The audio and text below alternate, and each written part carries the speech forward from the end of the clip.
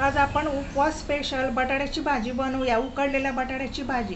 त्यासाठी आणि साबुदाणा पण नंतर आपल्याला बनवायचा आहे. भाजी झाल्यानंतर तुम्हाला साबुदाण्याची खिचडी पण बनवून दाखवते. अगोदर आपण बटाट्याची भाजी बनवूया उपवासाची. हे उकडलेले बटाटे 5 ते 6 बटाटे उकळून घेतले मी आणि असे चिरून घेतले. त्यात टाकण्यासाठी लाल तिखटची बनवते मी. लाल तिखट, फोडणीसाठी जिरं आणि शेंगदाण्याची भरड आणि थोडेसे आपले शेंगदाण्याचे भाजलेले काप. तर आता चला आपण बनवूया. अगोदर आपण उपवासाची बटाट्याची भाजी बनवूया.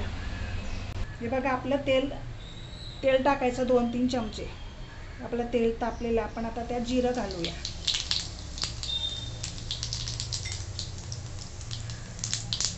जिरं चांगलं तडतडलं की मग आपण हे उकडलेले बटाटे त्यात घालू.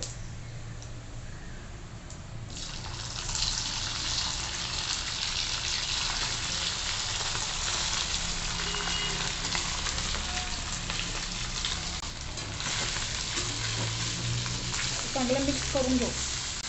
बघा, आपण छान अशी परतवून घ्यायची. नंतर आपण लाल तिखट टाकायचं.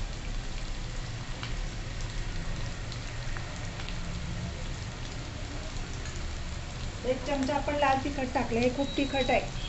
थोडंसं मीठ टाकू, चवीप्रमाणे मीठ.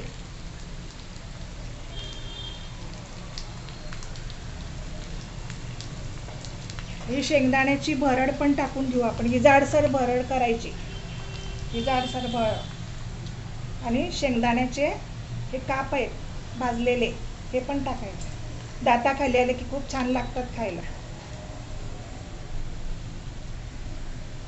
आता आपण हे छान परतवून घेऊ.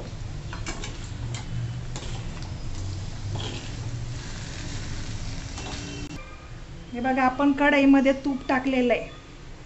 आपण त्यात 2 अख्ख्या मिरच्या टाकणार होत्या. काही तिखट नाही, कमी तिखट आहे. कुणाला आवडतात ना त्या.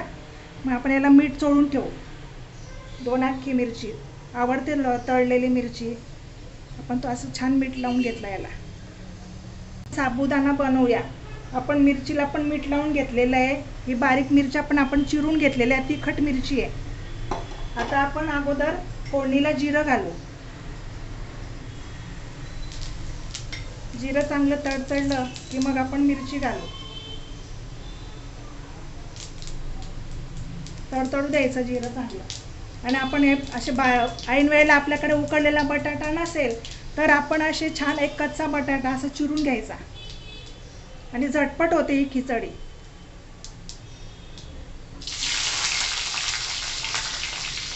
तर 4-5 आपण लवंगी मिरच्या बारीक चिरून घेतल्या. आता त्यात आपण हा उकडलेल्या बटाट्याच्या फोडू आपण टाकू.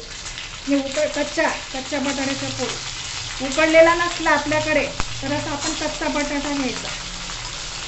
तो पण छान आता परतवून घेऊ आपण.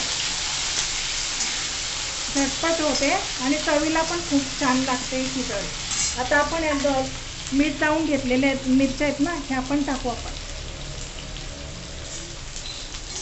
आता ही छान खमंग आपण फोडणी करून घेऊ आपण. ही छान तोपर्यंत आपली इकडे बटाट्याची भाजी आता होत आलेली आहे.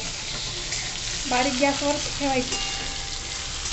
हे छान परतवून घ्यायचं आणि 2 मिनटं आपण झाकण ठेवून घेऊ. तोपर्यंत आता आपण हा भिजवलेला हा साबुदाणा 1 वाटीचा बघा, 2-3 वाट्या झाला बघा. 1 वाटी, छोटी वाटी, ही वाटी एवढा साबुदाणा मी रात्री भिजवून ठेवलेला.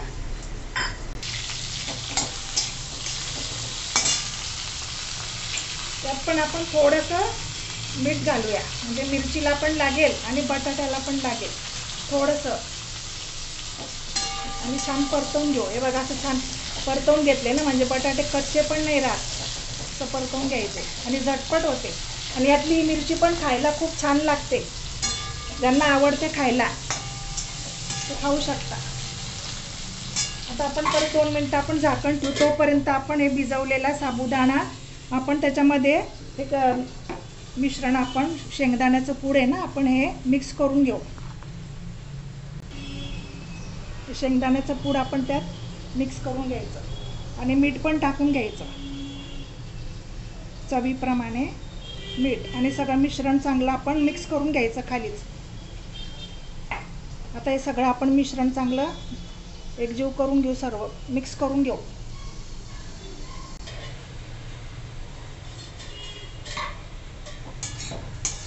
अशी छान परतवून घ्यायची आणि आता आपण 5 मिनिटं झाकण ठेवू याच्यावर.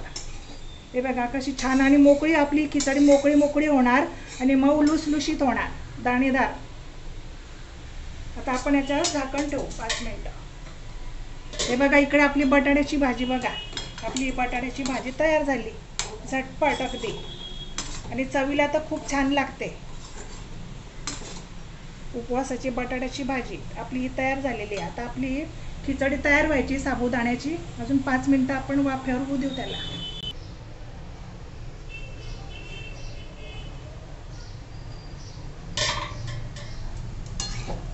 हे बघा झाली आपली साबुदाणा खिचडी, झटपट तयार होते. करून बघा अशा वेगळ्या पद्धतीने, जरा छान होते, मऊ लुसलुशीत दाणेदार. बघा किती छान मोकळी मोकळी झाली, अजिबात चिकट नाही झाली. आता आपण सर्व करून घेऊ.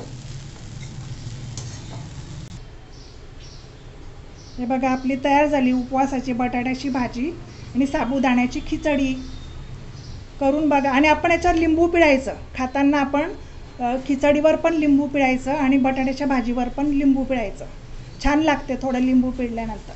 बघा माझी रेसिपी आवडली का? आवडली लाईक करा, शेअर करा. आणि माझी रेसिपी तुम्ही बघत असाल, सबस्क्राईब केलं नसेल तर सबस्क्राईब करा. बेल आयकॉनवर क्लिक करा म्हणजे माझ्या पुढच्या येणाऱ्या रेसिपी तुम्हाला दिसतील. थँक्यू.